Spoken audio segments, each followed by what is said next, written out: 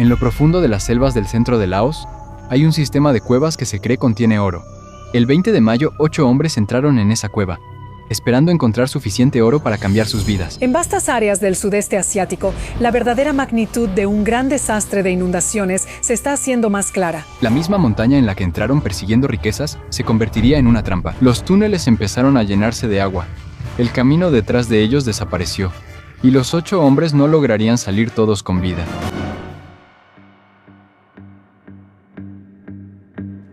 Mientras los hombres se adentraban cada vez más en la cueva, los dos grupos empezaron a separarse. Se cree que 2 de ellos se adentraron aún más en la cueva, explorando nuevas profundidades que nunca habían sido ampliamente exploradas. Los otros 6 se quedaron un poco más atrás, buscando oro alrededor de la quinta cámara. Para ese momento, la cueva ya los había dividido en 2 grupos, pero ninguno sabía que el verdadero peligro estaba comenzando afuera.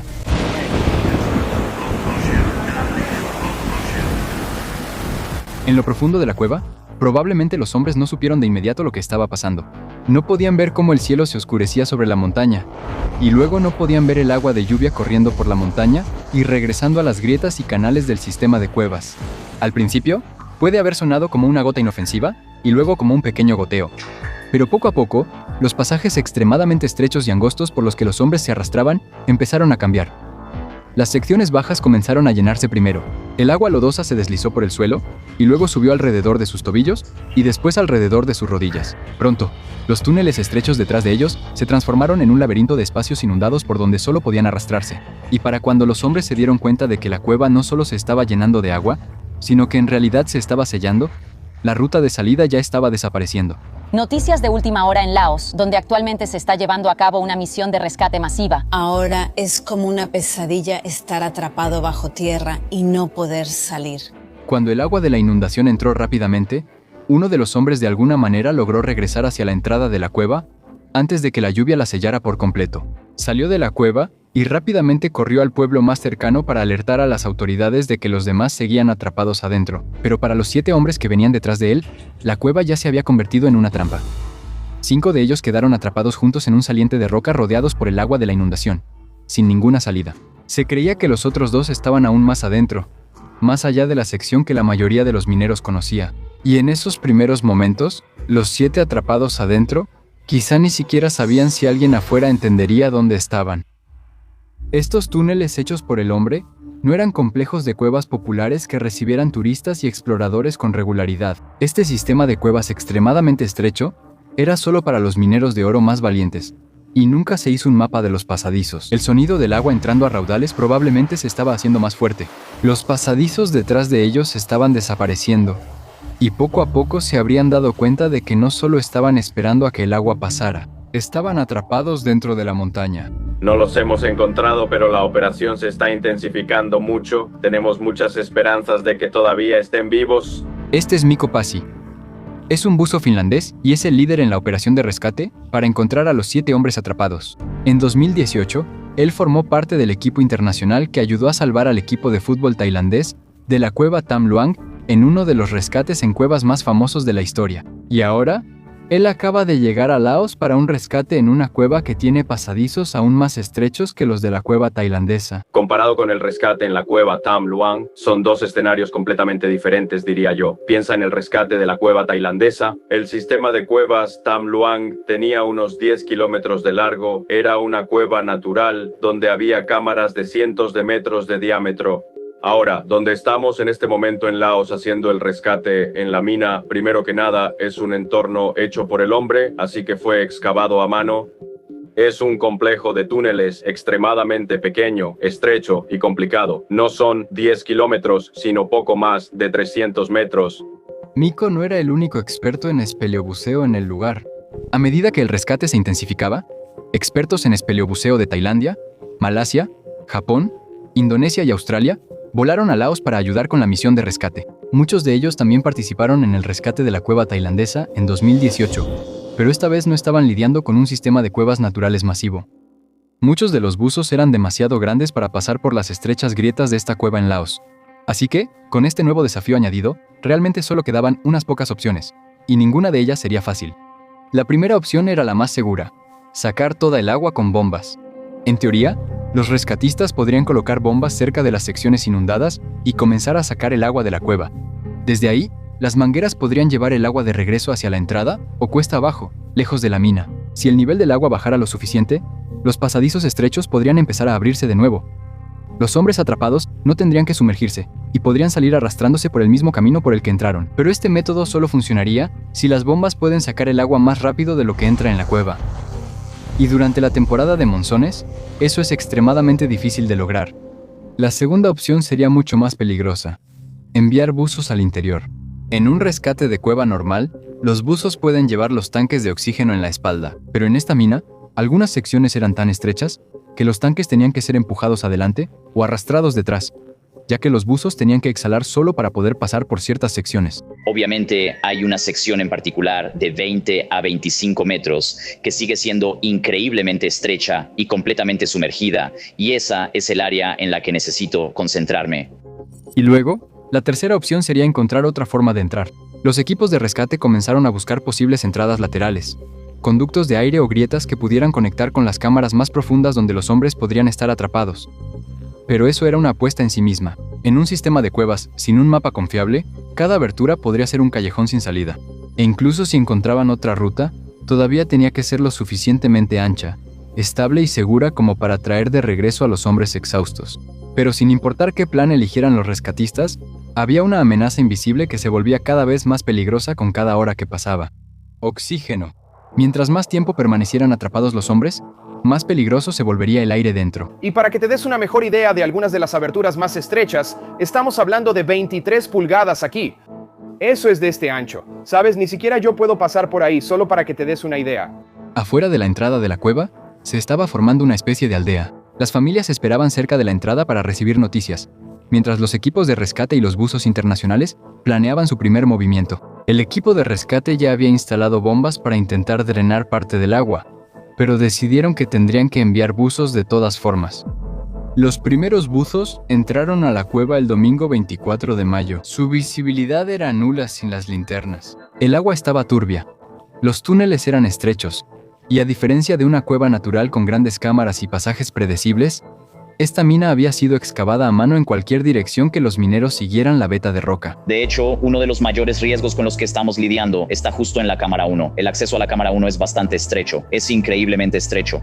Y también hay un poco de agua en el fondo, junto con todos los cables de comunicación, todos los tubos de bombeo, todo el equipo diferente que necesitamos para apoyar a las personas que están dentro de la cueva.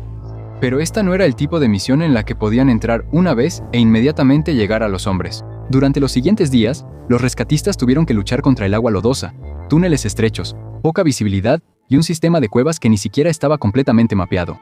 Cada intento de adentrarse más en la mina era lento y peligroso. Los buzos no solo nadaban hacia adelante, iban aprendiendo sobre la cueva mientras avanzaban, siguiendo los pasadizos, revisando las bolsas de aire y tratando de entender dónde podrían seguir con vida los hombres atrapados. Y durante 3 días, nadie afuera sabía si esta misión terminaría siendo una recuperación o un rescate. No fue hasta el miércoles 27 de mayo que Ben y Miko finalmente avanzaron hacia una de las últimas bolsas de aire que quedaban en la mina. Este era uno de los últimos lugares donde los hombres aún podían estar con vida. Está bien, es bueno que todos estén vivos. Está bien, está bien, está bien. Está bien, no llores, no llores. ¿Cuántas personas hay aquí? 5 personas. Está bien, 5 personas, ¿eh? ¿5 personas? Ben y Miko llegaron a la quinta cámara, uno de los últimos bolsillos de aire que los rescatistas creían que los hombres podrían haber alcanzado. Toma esto primero. Léelo, léelo. Me llamo Ben y soy tailandés. Estoy aquí para ayudar a todos. Vamos a encontrar una manera de ayudarlos. Cálmense, ¿de acuerdo? Está bien, está bien. Mientras los buzos les entregaban comida y suministros a los hombres, ellos empezaron a hablarle a la cámara, enviando mensajes a sus familias. Hola, no te preocupes, mamá. El equipo de rescate ya llegó. Todavía somos fuertes. Mañana o pasado mañana estaremos en casa. Dale un abrazo a mamá de mi parte. Hola, no se preocupen mamá y papá, todavía somos fuertes. Mañana o pasado mañana estaremos en casa. Dale un abrazo a mamá de mi parte. Hola, me llamo Lan. No te preocupes, mamá, el equipo de rescate ya llegó. Sigo sano y fuerte. Te veré cuando salga, mamá. Me llamo Cam. Ay, mi mamá, mi esposa, mis hijos.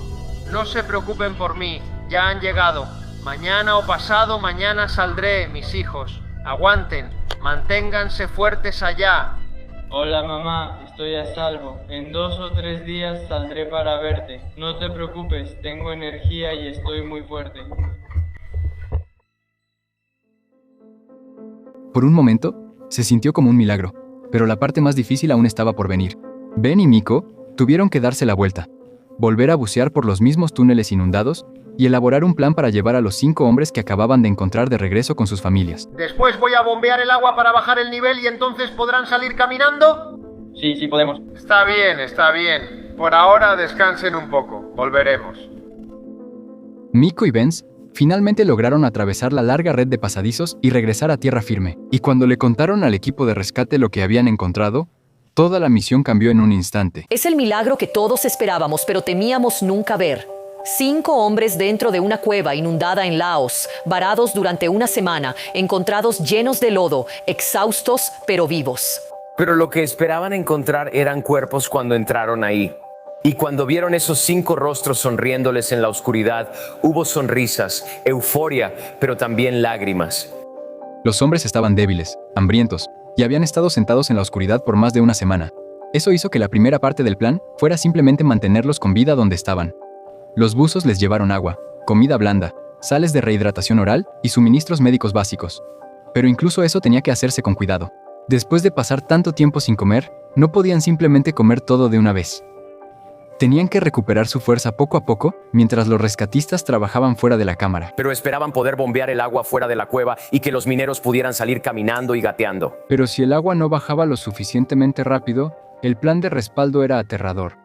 Los buzos podrían tener que guiar a los hombres uno por uno a través de las secciones sumergidas de la mina. Eso significaba que tenían que preparar tanques de oxígeno, cuerdas, luces, máscaras y equipos de apoyo a lo largo de la ruta, al mismo tiempo que averiguaban si los 5 hombres exhaustos, sin experiencia en buceo en cuevas, podrían sobrevivir a las mismas restricciones submarinas estrechas por las que los buzos expertos estaban teniendo dificultades para pasar. Y mientras todo esto sucedía, los rescatistas aún no podían olvidar a los 2 hombres que seguían desaparecidos más adentro de la cueva. Así que acabamos de colgar el teléfono con el principal buzo de rescate, Miko Pasi. Nos dijo que el plan original era sacar a los mineros, bombear el agua fuera de la cueva, pero ahora los rescatistas están cada vez más dudosos de que el plan funcione. La lluvia continuó durante la semana, y cada vez que llovía, se volvían a llenar de agua algunas secciones de la cueva. El equipo decidió que tendrían que enviar de nuevo a sus buzos y sacar a los hombres uno por uno. En los próximos días van a ver si pueden enseñarles a bucear con equipo de scuba, lo cual podría ser muy peligroso tanto para los mineros como para los rescatistas. Pero lo que está claro ahora es que van a estar ahí por lo menos un par de días más. Cuando Miko y Benz regresaron a la quinta cámara, comenzaron a enseñarles a los 5 sobrevivientes cómo respirar con el equipo de buceo y mantenerse tranquilos en los pasadizos inundados. Durante todo el trayecto, solo chupen por la boquilla, absolutamente nada de chupar por la nariz. ¿Pueden hacerlo? Lucha, vamos, lucha. El viernes 29 de mayo, 9 días después de quedar atrapado en la cueva, Luen fue el primero en probar si el equipo de buceo realmente funcionaba. Dentro de la quinta cámara, Ben y Miko lo ayudaron a ponerse el equipo de buceo y el regulador. Le dejaron muy claro a Muen que tenía que seguir respirando, mantenerse tranquilo y confiar en los buzos. Una vez que entraron al agua, Muen no estaba nadando solo. Fue guiado a través de las secciones inundadas con los rescatistas controlando la ruta a su alrededor. Cada pocos metros eran importantes. Si entraba en pánico, se quitaba la máscara o se atascaba en un pasaje estrecho, habría muy poco espacio para solucionar el problema. Pero Muen se mantuvo tranquilo y siguió adelante. Y después de 37 minutos de arrastrarse, bucear, escalar y recibir ayuda para atravesar el túnel, finalmente salió de la cueva.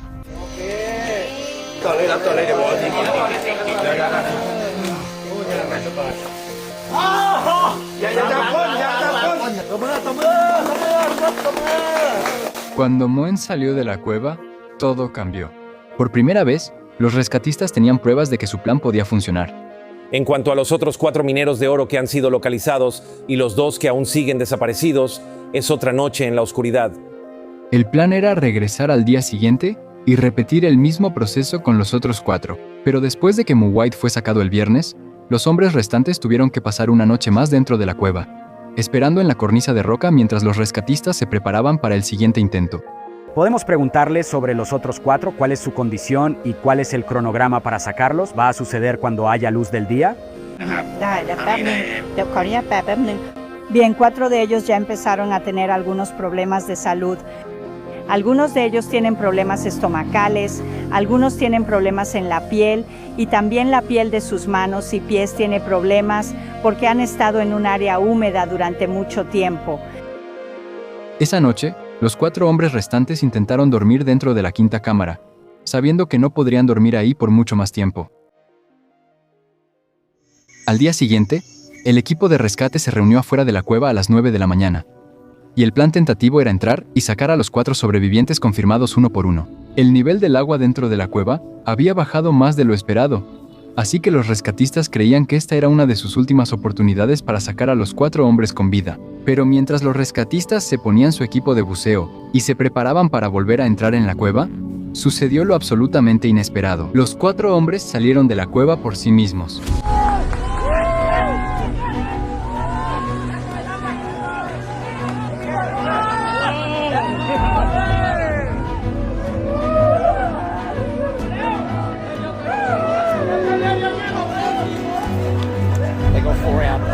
Para todos los que esperaban afuera de la cueva, el momento fue abrumador. Familias, rescatistas, funcionarios y voluntarios habían pasado días mirando la misma entrada, rezando para que alguien saliera con vida. Y ahora, después de una semana bajo tierra, los 5 hombres encontrados en la quinta cámara estaban sobre la superficie.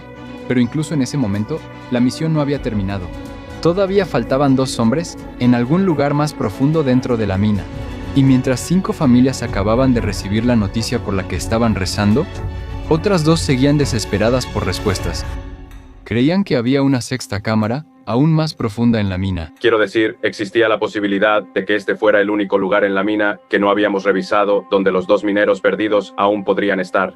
Para llegar a la sexta cámara, los rescatistas creían que la única manera era a través de una grieta extremadamente estrecha al final de la quinta cámara. Pero esto no era simplemente adentrarse más en la cueva. Esta grieta era extremadamente inaccesible, no solo por lo estrecha que era, sino también por el agua lodosa y la fuerte lluvia que llenaban de nuevo el pasadizo. Pero incluso si lograban llegar a la sexta cámara, los rescatistas temían que ya se les hubiera acabado el tiempo, hasta que surgió un nuevo acontecimiento. Todavía hay esperanza esta tarde de encontrar a las 2 últimas personas atrapadas dentro de las cuevas inundadas en Laos. Los rescatistas han informado haber escuchado golpes en ese sistema de túneles. ¿Siguen con vida? Después de días de búsqueda, los noticieros empezaron a informar que los rescatistas habían escuchado golpes provenientes de lo profundo de la cueva. Los rescatistas, adentrándose en la cueva, golpeaban con un mazo, esperando recibir una señal de regreso. Y al principio, parecía que algo respondía a los golpes. Casi de inmediato, la historia se difundió mucho más allá de Laos. Pero el problema era que no era completamente cierta. Voy a aclarar que el ruido de los golpes al que la gente se ha referido, ese fui yo. Ese fui yo en el tubo vertical real, golpeando contra la pared y luego tratando de escuchar una respuesta. Sí escuché algo que no reconocí, pero no lo habría descrito como un golpe. Parece que ha habido una mala traducción y un poco de falsa esperanza basada en lo que yo intentaba informar. Con la grieta en la parte trasera de la quinta cámara, volviéndose demasiado peligrosa para forzar el paso, los rescatistas empezaron a buscar otra forma de entrar. Si no podían llegar a la sexta cámara oculta desde dentro de la mina inundada, tal vez podrían llegar desde arriba. Los equipos se dispersaron por la montaña, buscando agujeros, respiraderos, pasadizos laterales o cualquier abertura que pudiera conectar con la sexta cámara. La mayoría de ellos no llevaban a ningún lado. Pero finalmente, los rescatistas encontraron una abertura que volvió a cambiar la búsqueda.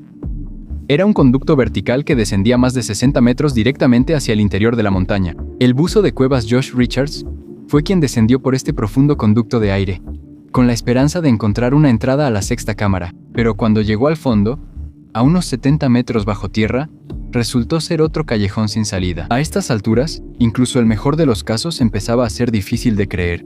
Sin contacto confirmado y sin una fuente de aire confirmada, las probabilidades de encontrarlos con vida disminuían cada día. Hola a todos, solo un mensaje rápido para decir que ya voy de salida de Laos. Es un gran testimonio para los muchachos que se han quedado para hacer esto, porque siguen poniéndose en riesgo y lidiando con ese estrés de manera continua.